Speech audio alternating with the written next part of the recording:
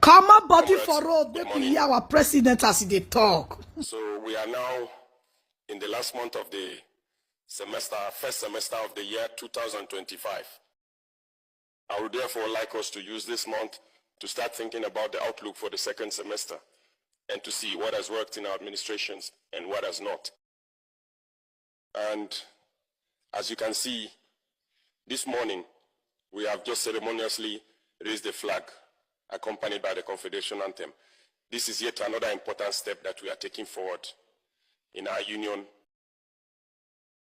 This is not without difficulty, because unity is hard, especially in Africa. It is difficult to come together, but it is the solution.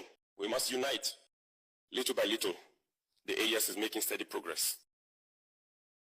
Despite all the difficulties, all the challenges ahead of us, if I were naive, I would ask myself, but why don't the imperialists want this union?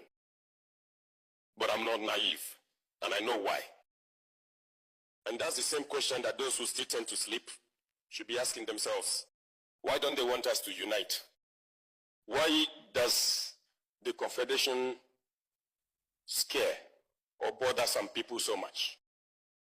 Because we are targeted every day by these imperialists trying to get one of the three of us to betray the others. We have been facing this for a very long time. Every time, it's these kinds of schemes that are used to make you leave the Confederation. This would make us think, and when we look at our relationships, there is actually no friendship. In this world, there are only interests. People only come to us for their own interests. We need to be fully aware of this. They will fight us, they will keep fighting us, but we will come out victorious and strong. These situations we are experiencing, we must not take them and feel sorry for ourselves. On the contrary, it should make us stronger. We must come out of this war much stronger.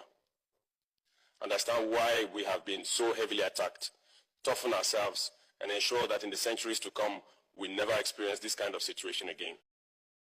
That's what we need to keep in mind. So, I encourage everyone to redouble their efforts, because Burkinabes are known as very courageous, hardworking, and resilient people. And these values, we must work to improve them. Wherever you go in Africa or elsewhere in the world, you will find Burkinabes. And it is these values that define and identify Burkinabes. So we must do everything possible to be people of integrity, as the name of our country suggests, to be courageous, resilient, selfless, and to redouble our efforts in everything we do for the good of Burkina, but also for the good of our confederation. That is very important. And once we have reached a certain level, you will understand even better why we were being fought against. Because our country is rich in its human value, rich in its moral values, but above all, rich in its subsoil. And it is these riches that are coveted, but these riches must benefit the people of Burkina Faso. Nothing has really started yet in terms of exploiting natural resources, and therefore in terms of distributing the benefits to the popular masses. We can change the face of our country. We can move out of this situation of underdevelopment and very quickly become an emerging nation. All it takes is work. Everyone needs to get involved. Just as the fighters are sacrificing themselves on the front lines, we must also be able to make sacrifices within the administration. We need to make sure that we work beyond what we are used to push our abilities further. Because as I said, we need to move very quickly. And it is by moving quickly that we can catch off guard those who are trying to divide us, those who are trying to keep us in a state of poverty. Burkina is not poor, I'm telling you, and I'll say it again, we are very rich. And that is our main problem.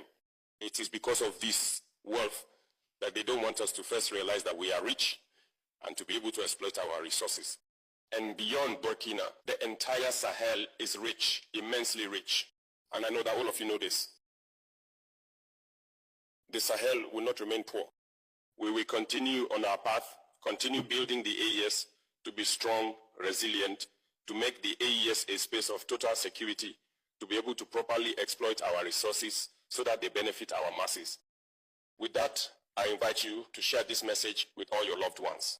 We must make sacrifices here, in the rear, in the offices, in order to support those who are on the front lines. So, I wish you a very good week, a very good month of June, and a great end to the first half of the year. And so, see you soon to face the second half of the year with more energy, more selflessness, more courage. Homeland or death, we shall